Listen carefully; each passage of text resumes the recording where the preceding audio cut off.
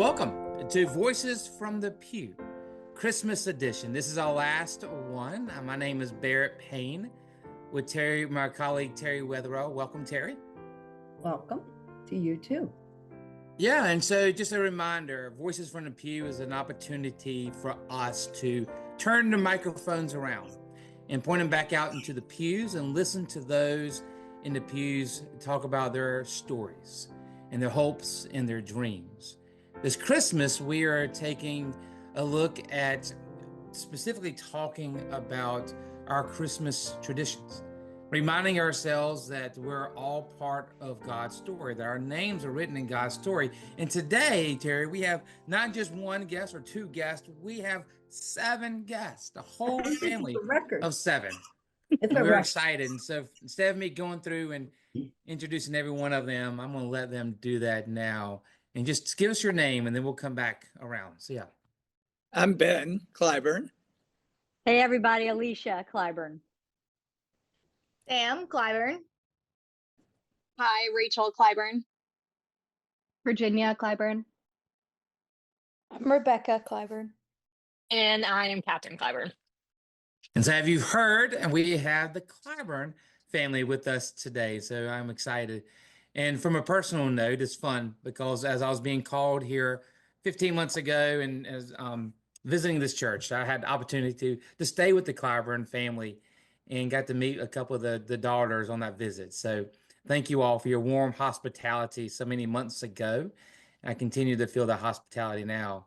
And speaking of hospitality, Ben, Alicia, what brought you here to James Island Presbyterian Church? And where did y'all originally come? Ben and I were living in Texas. That's where we first lived when we got married. And we had Sam, at that time we were thinking we better get back to church because it'd been a while. We've been in training, etc. And I tell this story. This is a funny story about how I was raised Southern Baptist. Ben was a lifelong generational Presbyterian. And I took him to the Baptist church in Texas. And it was a Sunday morning. And after the service, he looked at me and said, I will never come to this church again. And I said, fine, I'll find out about Presbyterianism. So we went, we really liked that church. And then when we came here to James Island, we were looking at Presbyterian churches. And James Island Presbyterian Church, at that time, had just the warmth that we still feel today. I remember one of our older congregation members, I think it was Martha, came like running down the aisles and said, cousins. And she was telling us all about how she's a long lost cousin on Ben's side. And then the music program, was fabulous. So we knew we were home when we came to James Island. Sweet. Yeah. What year was that? That was 1997. Okay. And I think we joined in 98 before Rachel was born. But I concur with most of that. I will say that I did not wait until the church service was over to say I was never coming back to the Baptist church. That is true. And you may have thrown in some colorful language. I did throw in some colorful language. Yeah. Or at everyone. But then I think that it was the warmth at James Island Presbyterian. And one of the things that has always struck me that I've always liked is when we're doing communion, when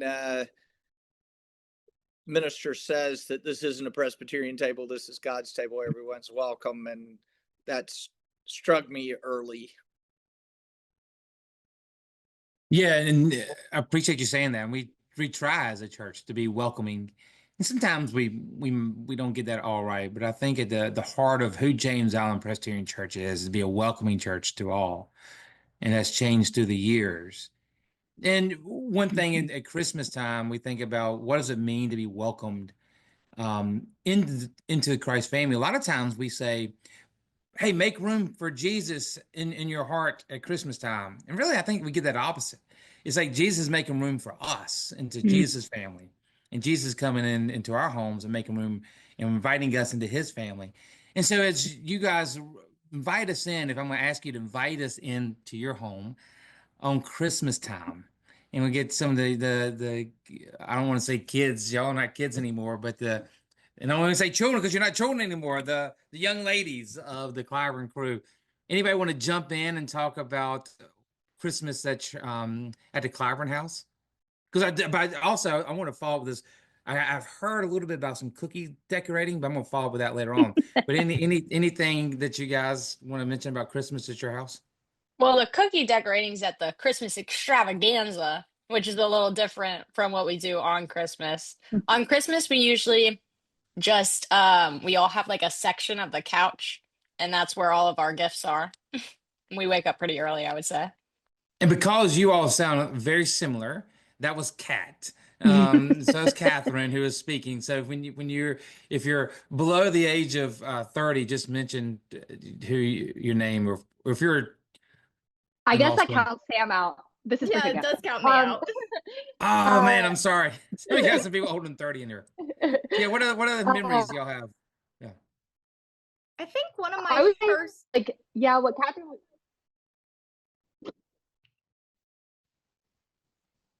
No you can go replay. ahead, All right, Sam. Sam. Go ahead, Sam. Take it, Sam. I think one of my first like Christmas memories is probably running around after maybe the 7 o'clock church service with Taylor and Alex actually putting out the candles that were in the windows in the glass things with our fingers like crazy people. But the service I also remember. You remember the service and how beautiful the service is. Yeah. Yeah. Yeah. And Virginia, you're getting ready to have a memory there. Yeah, I was just gonna say that was always a big part of the Christmas experience. It was always like shocking to me when I had friends who didn't go to church on Christmas Eve, because we always went to the Christmas Eve service. And I always really liked lighting the candles. I thought that was awesome. And then I, in retrospect, feel bad for our parents because I think it was probably not the easiest time corralling us to get to go to bed when we got home. And then we would wake them up at like 5 a.m. So 5 a.m. Yes, every single year. Did y'all all sleep in the same room together? It was like a big sleepover, or did everybody go to their separate rooms? Well, a lot of us shared a room, so it was kind of like a big sleepover. And some nights I would just crawl up into Virginia's bed and be like, Virginia, it's almost Christmas. Santa's coming. This is Rebecca, by the way. That's Rebecca. And Um, Virginia's older than you are, right? So like the little yes. sister clone and yeah. Yeah. Yes. And she would be very annoyed and tell me to go to sleep. But I just remember getting up and I would wake up and I would have to wait until like 6 a.m. because they would say, you can't come in here before 6 a.m. And I would wait until 6 a.m. and then run in there and jump on their bed to wake them up, Y'all, which I'm sure was lovely. and you were abiding by this rule all the time? You couldn't get up before what time? 6? that was just for Christmas Day, because they were so annoyed with us always getting up too early. Remarkable, you have these all of these girls and no one sneaking out ahead of time to see what's under the tree. well, in retrospect, I guess we know that our parents were probably staying up until odd hours of the morning trying to make Christmas special. So That's what made they 6 had a a.m. rule. so terrible. Barbie houses, and yes. Kitchen retro- sets. I do remember, this is Virginia again. Catherine, she would tell us, and I was always so annoyed by her. We had like this, I don't know, like you could look into the living room from upstairs in the house that we grew up in. And Catherine would always tell us, she was like, oh, I've been like staring into the living room all morning. We're like, Catherine, you can't do that.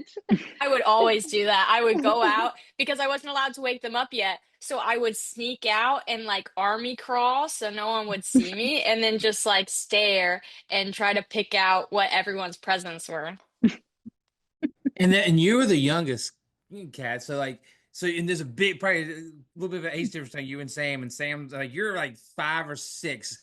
Let's go. And Sam's like, come on, I'm probably getting some clothes and some maybe some shoes. And so Rachel, speak to a little bit, if you don't mind, speak to a little bit what I hear you all saying is that this camaraderie and this family is important. That you all didn't want to sneak out before anybody else because you wanted to share it together. Is that how you? Was that? Am I right, Rachel? Or is that? Yes, definitely. And Catherine, we would always get mad at Catherine in the morning and like cover her eyes when we walked down so she couldn't look in advance. And then not Christmas morning, but speaking of that camaraderie and family, my favorite part of Christmas always was in the afternoon. Our dad's whole family comes over with all of our cousins, and we would like have everyone over here, and that was always wonderful. Yes, that's always, yeah, like the dad side of family, seeing the cousins in the afternoon on Christmas Day 'cause they live in Charleston. The extended family. And Ben and Alicia, what are some of your memories? What are your favorite parts of that Christmas day? Do you remember? I love Christmas Eve. I mean, having Christmas Eve at church, and a lot of times the girls would sing with us in the choir. They'd be in elementary school and singing, and the candles, just watching their little faces in the candlelight is going to make me emotional. Kind of seeing the hope that is Christmas and in Christ lit up in their little eyes is always one of my favorites. And then in the morning, after that chaos, the first cup of coffee was probably one of my favorite parts of Christmas morning. So I remember cursing frequently the night before, trying to put things together. And paradoxically, I'm the one that reads directions more in our family. Alicia's I don't know if that's true. That is absolutely true. But trying to put things together. And then the other thing was Alicia would always have, she would go all in. So I had to go get my boots and put them in the ashes and stomp around by the fireplace for there to be boot marks. And this was probably a good thing, but I don't like milk. So I had to drink the milk and eat the cookies out beforehand too. So we definitely, you were all in, Leash. Put a disclaimer on this podcast. Hey, Ben, we do probably need to put a disclaimer. Ben, you didn't have to drink the milk. You could have poured it down the sink, right? He doesn't like to waste food. We would have been able to tell. Yeah, we would have probably would have. You took one for the team then, right, Ben? Oh, yeah.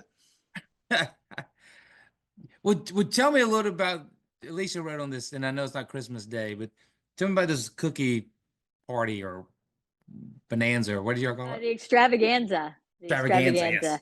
I do not remember when it started. Sam, you might remember how old you were when it started, but we basically just wanted to. It was a long time ago. Middle school, Mom. Oh, okay. Yeah, I do not remember when it started. Okay, that's your entire life. That's why. Yeah. So we decided that we wanted to just have an occasion where the girls could have their friends come over and maybe dress up a little bit and celebrate Christmas. So I always made a bunch of soups, and we'd also have family over and friends, and all the girls with all their different age friends. We had to set a limit. I think y'all could have no more than 5 or something in the beginning. Is that right? And then we would 3. make. Oh, maybe it was. For me, it got up to like 7. Yeah, well, Catherine, you're the baby. Well, it was 3, but then there were like friends that didn't count towards the 3. Oh, yeah, like that's the true. Repeat invites. Yeah. The church people that didn't count, really. Yeah. Yeah, that's also true. So we would have sugar cookies and gingerbread and a bunch of icing, and I had accumulated over the years, especially by the time Kat came along, like billions of sugars and candies and those sort of decorations that we would find buried in my rug and carpet and little crevices and corners for months, if not years afterwards. So the extravaganza is always fun. Are y'all doing it this? Does it continue? Not this year. Yeah, we did it last year, and then if we do one, we'll have to decide when that is. So it gets harder when people are, not home anymore. Well, have to fly in. let me say this for how fun it is and memorable. I had a friend ask me yesterday, and I'm 25, why we hadn't had the extravaganza this year. It goes beyond your family now. It's expected. Yeah, Advent a lot of times talks about these old memories. And Alicia, you sort of hit on it. Advent, when you think about Advent and who's in the Advent story, you have Elizabeth and Mary. Elizabeth was an older woman who, like many people in the Old Testament, couldn't have children. She was married, and the miracle was having children.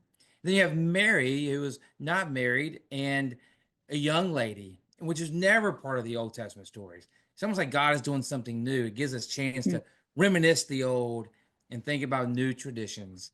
Any new traditions that are being created right now for you all?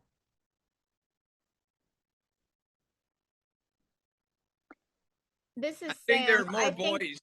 There are more boys around now. That's for sure. See, Sam, what are you hearing, Sam? What traditions are you creating? I think for me and my husband, our tradition that we've started creating is we usually do like Christmas morning at home, and then we drive down sometime in the early afternoon to mom and dad's house for Christmas with the cousins and everybody else. We usually get there a little bit before the rest of dad's family. So no 6 a.m. Running down the stairs covering the cat's eyes. No. Yeah. Everybody. And Rachel, you came in from New York City, right? So you're here on James Island right now, but you flew in from New York City, how is it decorated there? Did you do anything fun then this year? It's beautiful. I'm trying to think of what Connor and I, my fiance, we got a real Christmas tree for the first time.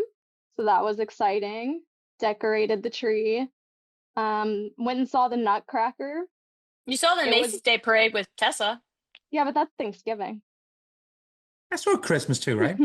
Yeah. I guess it ends with Santa. That's true. Yeah, it ends with Santa. It's a good start. It starts the Christmas season, right? That's what Macy's Day Parade says. Once Santa comes, Christmas starts. Yes, that's true. So that was fun. Rachel, you needed to say where you got your Christmas tree. At the bodega by our apartment. Nice. Yes. I'm trying to think of what else. The Nutcracker, it was my first time seeing it. It was a little more boring than I anticipated, I have to say. Breaks your mom's heart. Yeah. Rebecca, anything new that you're doing or exciting? You came from Atlanta. No, not really. I guess I was kind of saving Christmas for being home with the family, so haven't done much. You're just studying in the books. Pretty much. Right. And then Virginia, I'm going to get to, I'm not skipping you on purpose, but yeah, and Kat's school was good this year. And any new things you're looking forward to this year at Christmas? Not really. I'm just looking for it. I mean, I love Christmas. It's my favorite time of year. And I want to get to Virginia because I have a question about Christmas Eve. But I just remembered someone a long time told me ago, is this true that you guys love the movie Elf? And Alicia made you all reenact Elf throughout New York City with Ben being the elf. Is that right? Well, we were all the titular elf at different parts. Was Ben and we had 3 significant others, the 3 boyfriends / maybe Josh was a fiance at that point, who also went, and they also got conned into recreating scenes from Elf. Yeah. So that was Alicia's pivot, because we were going to do around Christmas, going to New York, and we were supposed to see the Rockettes and see a Broadway show. And while we were in flight, the Omicron variant hit. And as we were landing, every single thing we had tickets to canceled. So Alicia's pivot was we would recreate Elf. So we literally marched around New York City and took pictures in all those areas. It was fun.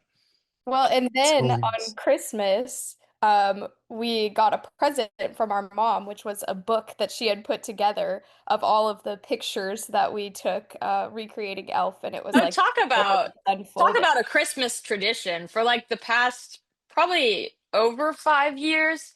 Every Christmas, our mom gets us a little book with our year and recap, like all pictures of our year. No, that's been Oh, longer than that. I have one from 2013, so it's been like 12 Oh, years. dang. Yeah. Yeah, I have a lot of those books now. those take a long time. Mhm. Somehow I got stuck doing that with my in-laws and my parents. Allie handed that baton to me. That's a lot of love you have there, Alicia. Yes, it's fun to go back and look. In Virginia, you have a new tradition this year because for your whole life, mostly, you've been coming here on Christmas Eve, James Allen Presbyterian Church. But this year you will be at a different church. And why is that? Tell us why. I will be. I'm the music director now at St. Andrew's Presbyterian in West Ashley. So this will be my first Christmas Eve, I think, ever that I have not been at James Allen Presbyterian. So We are crazy. sad to not have you, but happy that you're in this position and can share your talents with St. Andrews. Anything that you're doing this year that you carried from the choir? Well, I definitely pushed to have a lessons and carols service because I didn't think they had like a set Christmas Eve that they did every year. And I was like, well, I really like a lessons and carols service. So I was like, I think we should do that. And people were amenable to it. So that's what we're doing. Wonderful. So you're bringing in any hymn you're excited about or any anthem you're excited about? I think I'm excited for most of the anthems. Oh, and I'm excited because Rebecca's singing with me. So yay. We But some people going to Sorry, Miss Barbara. but I'm definitely really excited for I'm doing like this big handbell intro and then descant for O Come All You Faithful. That's always been my favorite Christmas hymn. So I'm excited for that. Well, good. And thank you for Rebecca we're going to miss you too. And so thanks for singing with your sister. Yeah, What are you excited about? we're still gonna try to make it for the later service if we can to our What church. time is your For like the service? end. It's at 6 p.m. So Okay. we'll see. You'll have plenty of time. I'll stretch out my homily just so you guys can come. Oh, perfect. I've never been short of words. Yeah. Anything else? Anything new you guys are thinking about? Or Christmas? Well, let me ask you this.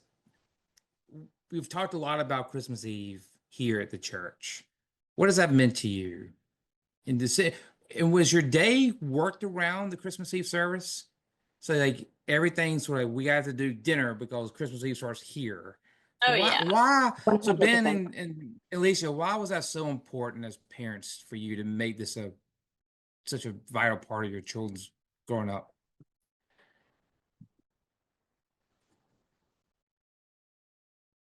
I was going to say it created the natural stop shopping for the procrastinator that I am.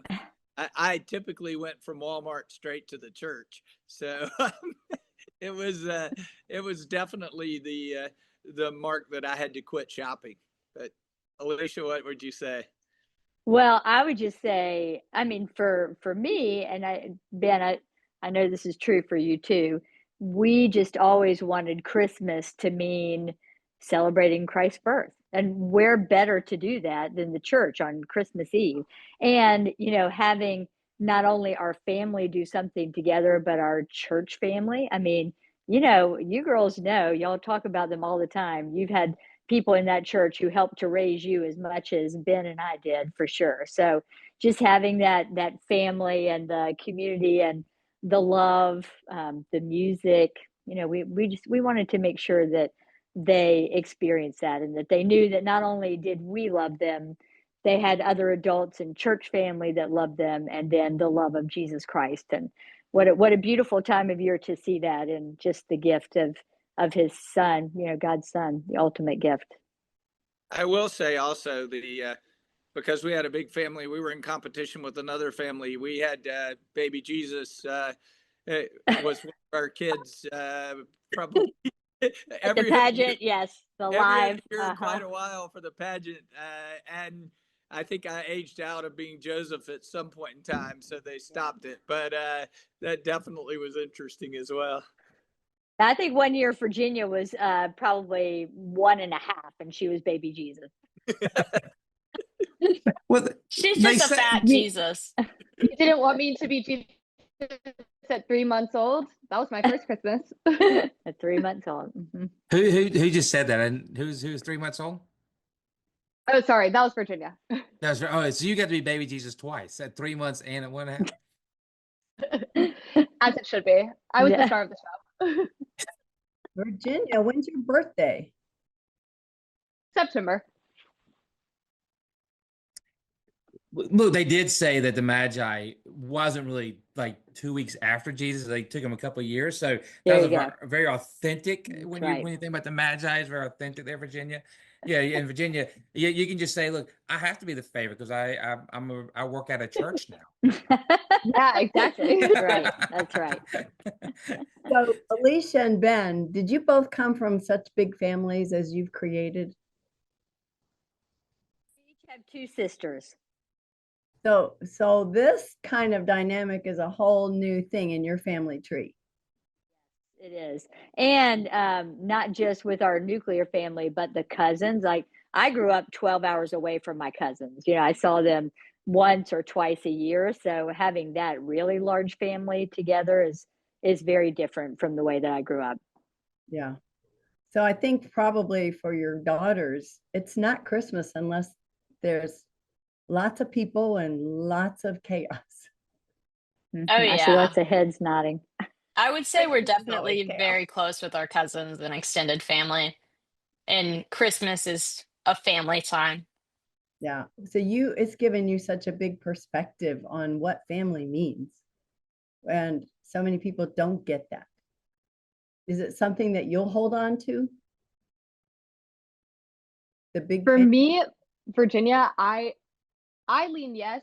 I think well, I don't know. I definitely think it's part of something that shaped me for sure, having so many siblings and growing up with them in kind of a chaotic but fun household.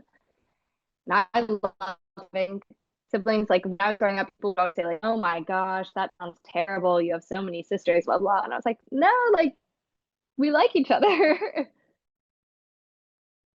Well, that's Yeah, like people would I always say, "Oh, your poor dad for 5 daughters. He's fine. He's very happy." this is Rachel. I would just say I like love being a part of the Clyburn girls, and it's like such an integral part of who I am. And it's like I cannot imagine not having so many sisters. This morning, even I was telling them I was in line at JFK to board my flight, and a random person walked up to me and said, "Are you the second Clyburn?" Like, why, yes, I am. And it turned All the out it way, was someone who went to school with Virginia. Y'all are famous. all the way in New York City. And one thing I can tell from this conversation is how much you all love each other and how much family love is important, not only in your nuclear family, but to your cousin, your extended family, and Alicia and Ben, you both address it on 2 occasions, but the extended love that the church has also church family too.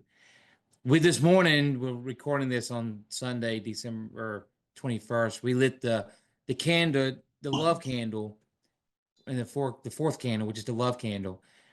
And as we prepare for the coming of Christ for Christmas Day, Advent gives us time to reflect on where do we see love in the world and where we're praying for love to show up in the world.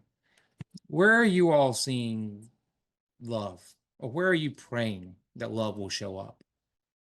Either one.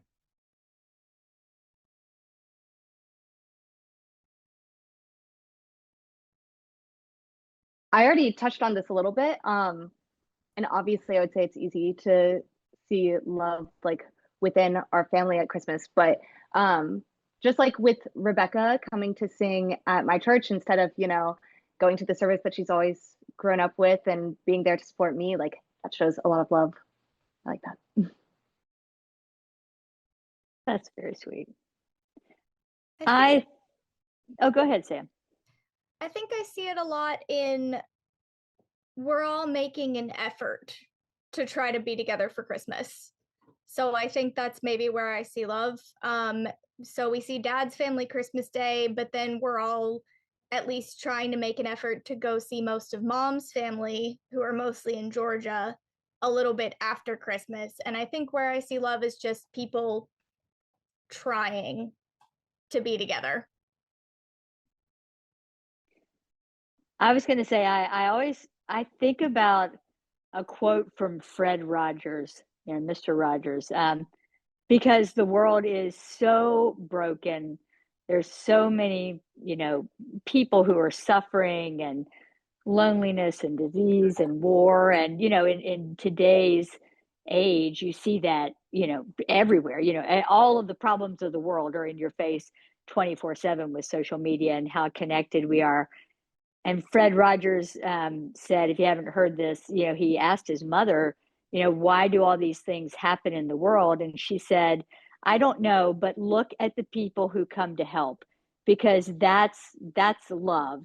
That's where the love is. And if you look, there's always more people who are coming to help than there are the people who cause, all of these terrible things to happen. So I think that for me, obviously in our family, but also in the brokenness of the world, you still have so many people who are trying to live by Christ's example. And we know that God's love is everywhere and his light continues to shine. So just seeing that come out, Christmas makes me think about that a lot, and about how while we're waiting for him to come again, the love is still palpable. After 2,000 years, we're still telling stories about him and the light that shines in the darkness.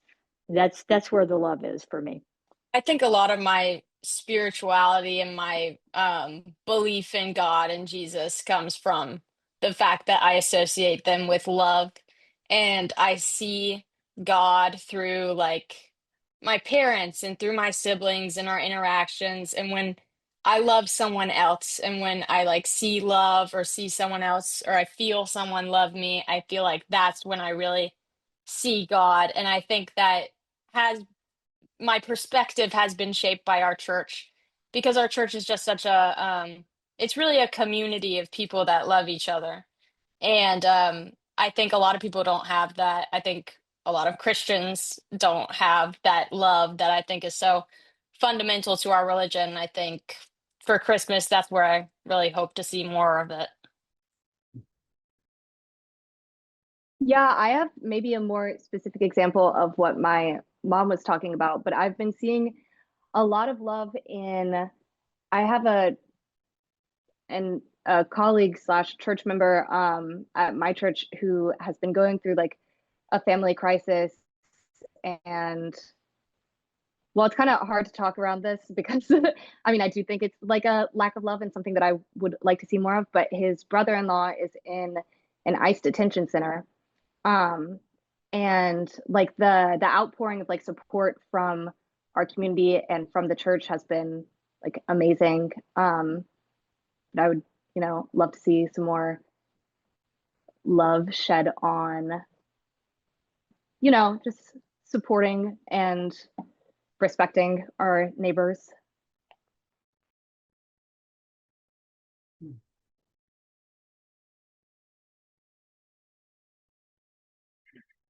Rebecca or Rachel, any place you're seeing love right now? The love of Jesus. I just would say I think a lot about community, and like when I come home, especially around the holidays, even beyond the church family community, just like the Charleston community, I feel like I get to see so many of my friends I grew up with and reconnect with them, and their bonds that have continued throughout my adulthood. And I really value the love that community offers. Yeah. Yeah, I think like both Rachel and I have moved to new places, but there's nowhere else that will be like home for us. And seeing the love that we have, like when we come here, it's like immediately we're back in it with everyone. And, it's not hard at all to fall back into that rhythm with family and friends. So that's definitely the love that we see around Christmas. I hope that all of you Clyburn girls realize the intentionality of your parents to create that. It's a beautiful thing. Hats off to Alicia and Ben, because what you have as a family is really extraordinary. Well, Ben, and it is extraordinary, Terry. You're 100% right. We've felt this love throughout this whole conversation. And Ben, any place you're seeing love right now? I actually think that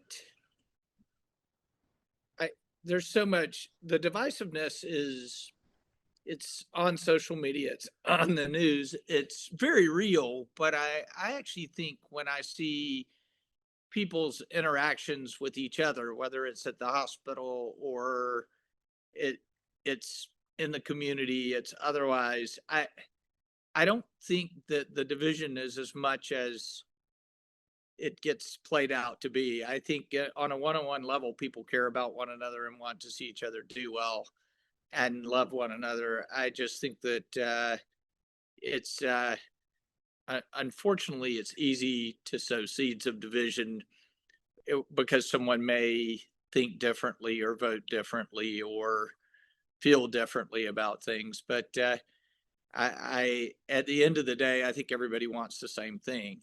It's just people are confused about how they might get there. Yeah, that's true. I make sure I want to leave anybody out. Did everyone go? I did. I do have one thing to say though. This is Virginia. Just on what Terry was saying, it is kind of crazy when I think back, like it didn't really happen until I got older. I like would talk to some of my friends about their families and be like, oh, we're not that close, like blah, blah, blah. And it was, just things like nothing bad had happened. They just like didn't have that in their families. And I just, could never imagine that. And like that is one thing that I don't know, I think like I didn't realize when I was growing up that was an intention that our parents had, even like small things like eating dinner together every night. So I'm just very happy that we had that.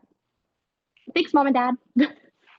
Well, we're we're very blessed to have all of you. You enrich our lives in so many ways. It's amazing. And I could keep doing this. I know Terry and I both could keep talking to you guys for another hour. And I could honestly say that you all have enriched my life. And I know you all have enriched the lives of the people who listen to this. And thank you. Thank you for taking the time this afternoon on a Sunday before Christmas to spend this time talking about your family and your memories and your new traditions and just where we're seeing the love of Christ in this world. And I hope you all have a Merry, Merry Christmas and that you continue to feel the love and to continue to see God's love at work wherever that you go. Have a wonderful time this Christmas. Merry Christmas, guys. Merry Thank Christmas. you, Barrett, Merry Taylor, Christmas. Terry. Merry Christmas.